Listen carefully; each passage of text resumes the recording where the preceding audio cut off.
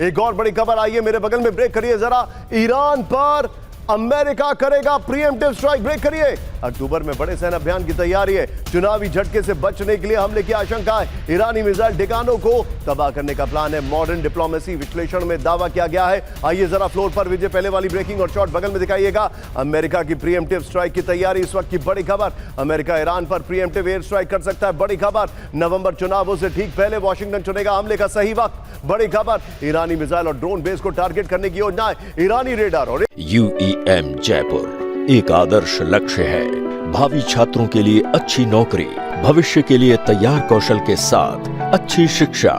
Defence system को ध्वस्त करने का प्लान है, यह बड़ी खबर। प्रीएम्प्टिव एक्शन से युद्ध की कमान अपने हाथ में रखेगा वॉशिंगटन। 50-50 में विजय हम आएंगे, याद रखिएगा विजय 50-50 में आएंगे गेस्ट के साथ। लेकिन पहले की ग्राफिक्स दिखा दीजिए, बड़ी खबर मैं आपको दिखा रहा हूं और की ग्राफिक्स के साथ यही ब्रेकिंग और शॉट बगल में दिखाइएगा। अमेरिका के प्रीएम्प्टिव स्ट्राइक का लक्ष्य, बड़ी खबर। पहला हमला कर अपने बेस पर होने वाले नुकसान रोकना, नंबर 1। दूसरा ये देखें, स्ट्राइक के जरिए होर्मुज के व्यापारिक रूट को सुरक्षित करना। तीसरा, प्रीएम्प्टिव अटैक से ईरान के सैन्य भंडार को नष्ट करने का लक्ष्य। अमेरिकी स्ट्राइक से इजराइल पर मंडराता खतरा कम होगा। ईरान से पहले हमला कर तेल कीमतें स्थिर रखने की रणनीति होगी। खाड़ी देशों को सुरक्षा का भरोसा देकर अमेरिकी दबदबा मजबूत करना, यह बहुत बड़ी खबर है। सीधे आइए कैंप 4 पर और मेरे साथ प्रोफेसर अमिताभ वो जुड़े हुए हैं, उनके पास मैं चलूंगा। अमिताभ सर, पहले तो आपका बहुत बहुत स्वागत है sir, thank you very much for joining in. Amitabh sir, सवाल मेरा यह है, क्या ईरान इस पोजीशन में है साम दाम दंड भेद करके वो अमेरिका के मिड टर्म पोल को इन्फ्लुएंस भी कर पाए? ऐसी पोजीशन है क्या उसकी?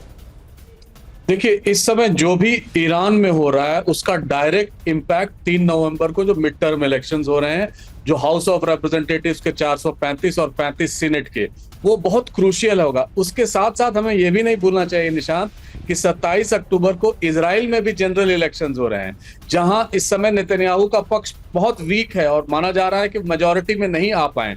हालांकि अभी भी मेजॉरिटी में नहीं है, लेकिन अगर इस तरह के जो फॉरएवर वॉर के खिलाफ थे ट्रंप और ये फॉरएवर वॉर की तरफ बढ़ता जा रहा है, मुझे लग रहा है अगर ये प्रीएम्प्टिव स्ट्राइक वो करते हैं तो एक एज दोनों को होगा। इजराइल के साथ अगर मिलकर करते हैं तो इजराइल को भी होगा उनके इलेक्शंस में और अमेरिका को भी होगा, लेकिन इसका एक कॉन्क्लूसिव फेज आना चाहिए होगा। अगर वो ईरान हार नहीं मानता है, जिस तरह अब तक नहीं माना है वो, और वो वॉर कंटिन्यू करता है, तब इसका नेगेटिव इंपैक्ट भी हो सकता है दोनों के जनरल इलेक्शंस पे। तो अगर आप इस तरह से देखें कि एक ये युद्ध चल रहा है, अगर वो कंक्लूड नहीं करता इस फाइनल प्रीएम्प्टिव स्ट्राइक से, अब तक 2 राउंड स्ट्राइक हो चुके हैं, जून पिछले साल और 28 फरवरी इस साल, तो अगर ये कंक्लूड नहीं करते हैं तो इनके इलेक्शंस पे बहुत नेगेटिव इंपैक्ट भी पड़ सकता है। ये एक हुआ है जो खेलना चाहे, बहुत नेगेटिव इंपैक्ट पड़ सकता है। Noted sir. लेकिन बड़ी खबर आई है कैंप 1 पर, IRGC की विनाशकारी जंग की वार्निंग, ब्रेक करिए। अब जंग हुई तो विध्वंसक वेपन का होगा इस्तेमाल, बड़ी खबर। ब्रेकिंग और शॉट, पहले से ज्यादा सटीक वेपन बनकर तैयार हैं। वॉरर और सैन्य तकनीक में बड़ा सुधार है, बड़ी खबर। मेयर न्यूज को दिए इंटरव्यू में IRGC प्रवक्ता का यह दावा है। विजय फ्लोर पर आइए और उसके बाद आप जो वहां से खबर आ रही है राहुल गांधी जी को लेकर, वो खबर तैयार रखिएगा। इसके बाद आइए जरा, ये नए युद्ध पर IRGC की बड़ी चेतावनी, इस वक्त की बड़ी खबर। नए युद्ध में अब अलग अलग हथियारों से हमला करेगा Iran,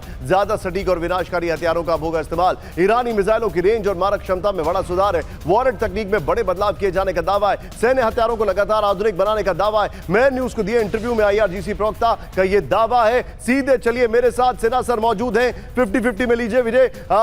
Sinha sir, thank you very much for joining in. मेरा आपसे पहला सवाल तो यही है, सिन्हा सर, मेरा आपसे यह सवाल है कि क्या ईरान इस पोजीशन में है कि उसके पास अभी भी नए हथियार हैं, वो अभी भी अमेरिका को चैलेंज कर सकता है? जय हिंद शांत। देखिए, जो ईरान ने अपनी कैपेबिलिटी बनाई है, उनके 5 अंडरग्राउंड सिटीज़ हैं, उसकी कैपेबिलिटी आज के दिन में 300 मिसाइल पर मंथ वो बना रहा है और उसकी सॉलिड फ्यूल जो है उसको मुहैया करा रहा है चाइना, वो कैस्पियंस के थ्रू रशिया से भी आ रहा है। तो ये आपने देखा, चाहे आप 17 जून के ही ले लें कि उसके बाद तो कुछ ऐसा हुआ नहीं है, तो इजाफा बहुत ज़्यादा है। और देखिए उसके अलावा ड्रोन की जो उनकी क्षमता है वो एक आंकड़े में तो नहीं है, मगर ऐसा माना जाता है कि 500 ड्रोन बनाने की क्षमता उसके पास में है पर मंथ। तो ये चीज़ें तो बढ़ ही रही हैं। ईरान को कोई भी आप नहीं मानिएगा कि ईरान के पास क्षमताएं नहीं बढ़ी हैं।